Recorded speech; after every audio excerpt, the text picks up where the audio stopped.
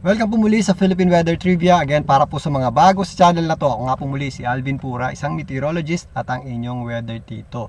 Ito pong setup natin ay temporary lang ha. Magbabalik tayo sa dati nating setup by July. Ayusin lang natin yung studio. Ngayon, talakayin natin, dalawa daw yung low pressure area. Alin ba dito yung posibleng maging O-ring? Meron tayong dalawang invest area or low pressure area. Ito ay ang 92W invest at ang 93W invest. Pero yung isa, yung mas malayo, yung 93W invest ay hindi nire-recognize ng Pag-asa. Itong mas malapit naman, yung 92W invest, ito po yung low pressure area na huling namataan ng Pag-asa sa layong around 235 kilometers east ng Virac, Catanduanes. Ito pong nasa picture natin. So ito pong low pressure area na yan, si 92W invest. So ito yung ensemble forecast track para dyan sa low pressure area na yan. Base dito, pwede itong lumakas at maaaring ang maging bagyong O-ring. Pero kung papansinin nyo, kalat-kalat yung ating arrows dyan. Mamaya i-discuss natin dyan. Pero simulan muna natin itong mga direct effect ng ating low pressure area for now. Balikan natin ito mamaya.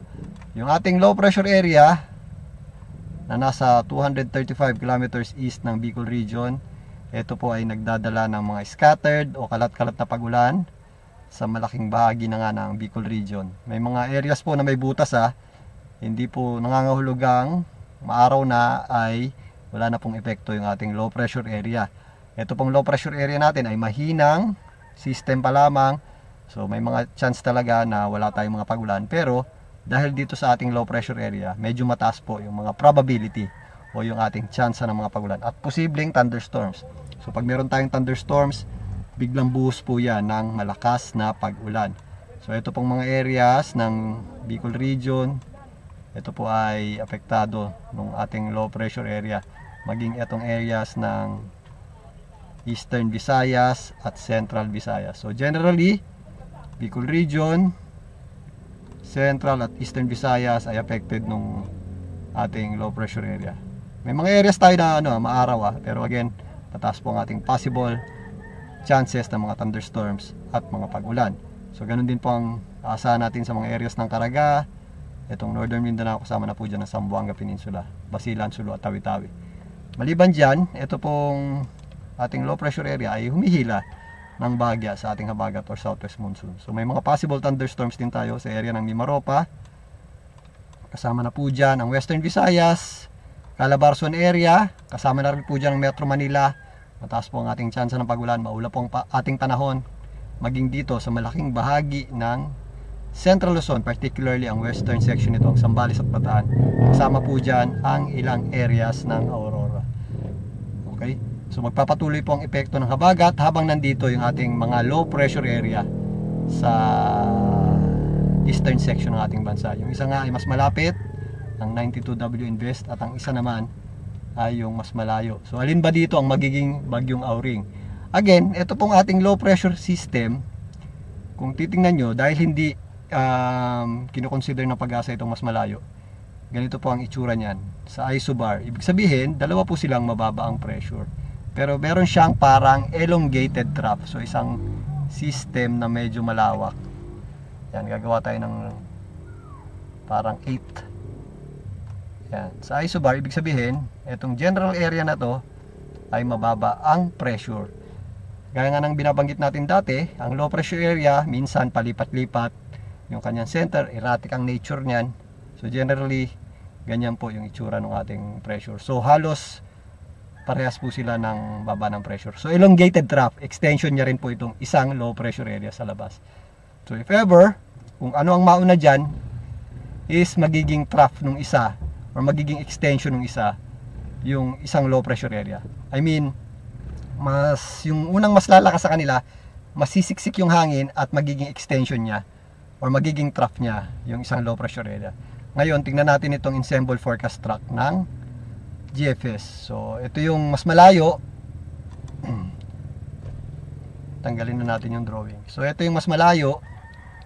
Kung papansin nyo dito, pinapakita dito na lalakas siya. So ang ibig sabihin lang nito is magko-combine po sila ng circulation itong mas malapit. So habang nagta-travel itong elongated trough o yung isang low pressure area, si 93W West, papunta dito sa East Philippine Sea, halos magiging part siya nung sirkulasyon natin na mas malapit sa Perak at Anduane. So hindi yan magko-combine ha, hindi siya magko-combine ng lakas. Magsasama siya in terms na magiging mas tight yung kanyang circulation.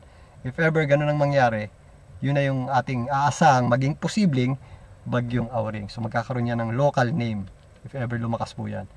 So dito pinapakita yung kanilang mga possible na posibleng puntahan. So itong mas malayong low pressure area lalapit dito, magiging isa kasama nitong si 92W West. Ito naman yung mas malapit. Kung papansinin nyo dito, yung movement niya is papalapit dito sa mas malayo. So magko-combine siya. Pag nag-combine yan, hindi naman yan magsasama ng lakas.